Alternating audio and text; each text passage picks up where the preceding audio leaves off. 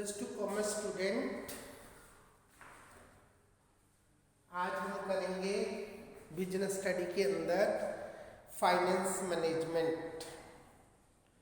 दोबारा से आपका मैनेजमेंट का अगला पोर्शन शुरू हो रहा है, जिसके अंदर हम करेंगे फाइनेंस मैनेजमेंट। फाइनेंस मैनेजमेंट का अर्थ, कोई भी बिजनेस ऐसा बिजनेस नहीं है जिसके अंदर फाइनेंस की जरूरत ना हो। चाहे वो बिजनेस का साइज छोटा हो, चाहे वो बिजनेस का साइज बड़ा हो, फाइनेंस की जरूरत आपको सब जगह पड़ती है। अब हमारी बड़ी बड़ी कंपनियां हैं तो इसके लिए अलग से मैनेजमेंट है, जिसे आप फाइनेंस मैनेजमेंट कहते हैं।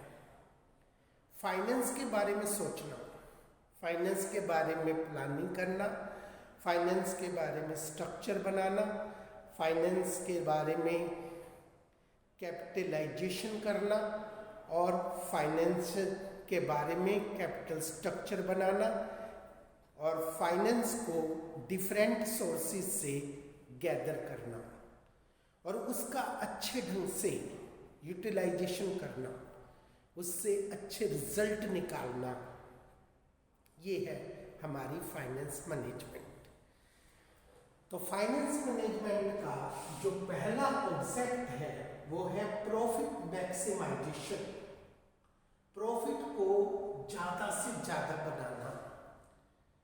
हर एक investor, every type of the investor, चाहे वो शेयर होल्डर हो, चाहे वो डिवेंचर होल्डर हो, चाहे वो बैंक हो, चाहे वो फिक्स डिपॉजिट करने वाले आम पब्लिक हो, हर एक व्यक्ति चाहता है कि उसने जो पैसा इन्वेस्ट किया है उस पर उसको रिटर्न्स, डिविडेंड और इंटरेस्ट के रूप में ज़्यादा से ज़्यादा मिले।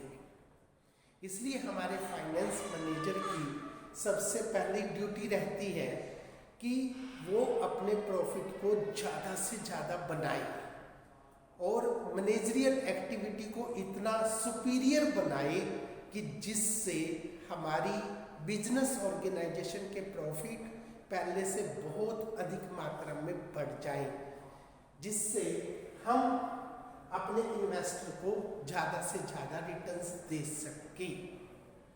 उसके बाद सेफ्टी ऑफ द फंड्स। हर एक इन्वेस्टर ये चाहता है कि जो पैसे उसने इन्वेस्ट किए हैं, शेयर्स के रूप में, डिवेंचर्स के रूप में, उनके पैसे की सेफ्टी हो। यानी कि एक शेयर होल्डर ने कंपनी में पैसे लगाए 5 लाख रुपए, अब ये चाहता है कि उसको एक निश्चित समय के बाद ये 5 लाख रुपए तो मिले ही मिले, उसके 5 लाख से कम पैसे ना हो जाए। इसलिए जो इन्वेस्टर होते हैं, चाहे वो डिवेंचर होल्डर होते हैं, चाहे वो शेयर होल्डर होते हैं, उन्हीं कंपनी में, उसी बैंक में पैसे लगाना पसंद करते हैं जहां पर उनका पैसा सेफ होता है। अब 2 प्रकार के इन्वेस्टर होते हैं, एक रिस्क उठाने वाले होते हैं, एक रिस्क से डरते हैं। जो रिस्क उठाने वाले लोग होते हैं वो अपना पैसा शेयर मार्केट में लगाते हैं। अब शेयर मार्केट में आप जानते हैं कितना उतार चढ़ाव आता है कि आपने जो पैसे लगाए हैं एकदम से वो 3 टाइम्स भी हो सकते हैं और एकदम से 0 भी हो सकते हैं। और दूसरे होते हैं ऐसे इन्वेस्टर जो ये चाहते हैं कि बेशक उन्हें ब्याज के रूप में कम पैसा मिल जाए, डिविडेंड के रूप में कम पैसा मिल जाए, परंतु उनके पैसे की सेफ्टी होनी चाहिए। यानी कि जो उन्होंने 5 लाख रुपए लगाए हैं वो 5 लाख एज इट इज मिलने चाहिए। इसलिए फाइनेंस मैनेजर की सबसे बड़ी ड्यूटी बनती है कि जहाँ से भी उसने पैसा गैदर किया है उनके पैसे को एक ट्रस्टी की तरह यूज करे और उनके एक एक पैसे से अच्छे रिजल्ट निकाले, जिससे हम अपने इन्वेस्टर को उचित मात्रा में रिजल्ट दे सकें। Efficient utilisation of the funds. अब सबसे बड़ी हमारे फाइनेंस मैनेजर की ड्यूटी बनती है कि फाइनेंस गैदर करना आज के समय में बड़ी प्रॉब्लम नहीं है।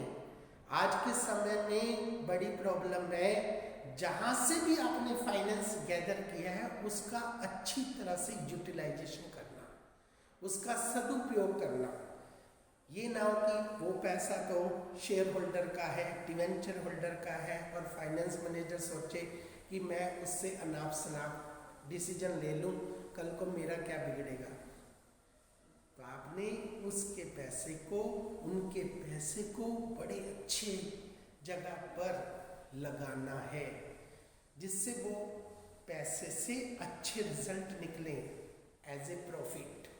फिर उस प्रॉफिट से आप अपने इन्वेस्टर को डिविडेंड और इंटरेस्ट के रूप में अच्छे रिजल्ट प्रोवाइड कर सके, तब उनका ट्रस्ट क्रिएट होगा, तभी वो फ्यूचर में आपकी कंपनी में पैसा इन्वेस्ट करेंगे जब उनको उनके पैसे की सेफ्टी दिखाई देगी और उनको अच्छे रिटर्न्स मिलेंगे।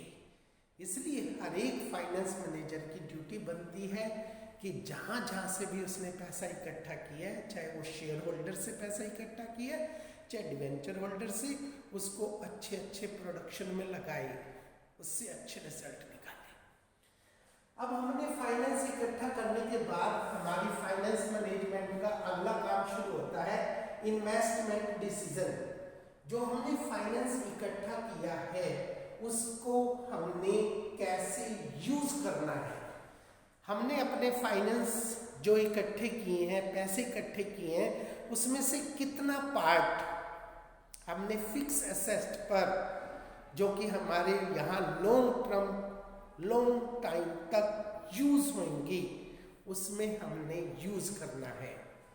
प्लांट एंड मशीनरी पर, लैंड एंड बिल्डिंग पर और डिफरेंट टाइप का फर्नीचर पर, ऑफिस इक्विपमेंट्स पर, जिन पर हमने 5-10 सालों तक यूज करके उनसे अच्छी रिटर्न्स निकालनी है। That is called the capital budgeting and that is called the investment decision. अब जो इन्वेस्टमेंट डिसीजन है वो किन बातों पर निर्भर करता है? Cash flow of the project. आपके पास कैश की पोजीशन क्या है, कैश किन दिनों में आपके पास आने के दिन चांसेस है, किन दिनों में पैसे जाने के चांसेस है, कितना पैसा आपके पास सरप्लस है और उसका कितना मेजर पार्ट आप फिक्स एसेट में यूटिलाइज कर सकते हैं। उसके बाद होता है रेट ऑफ रिटर्न्स। जो पैसा आपने इनमें इन्वेस्ट किया है उनमें हमें कितनी रिटर्न्स आने की संभावना है और हमें कितना रिटर्न देना पड़ेगा, इस बात का हमने डिसीजन लेना होता है। और हमारा लास्ट पॉइंट होता है द इन्वेस्टमेंट।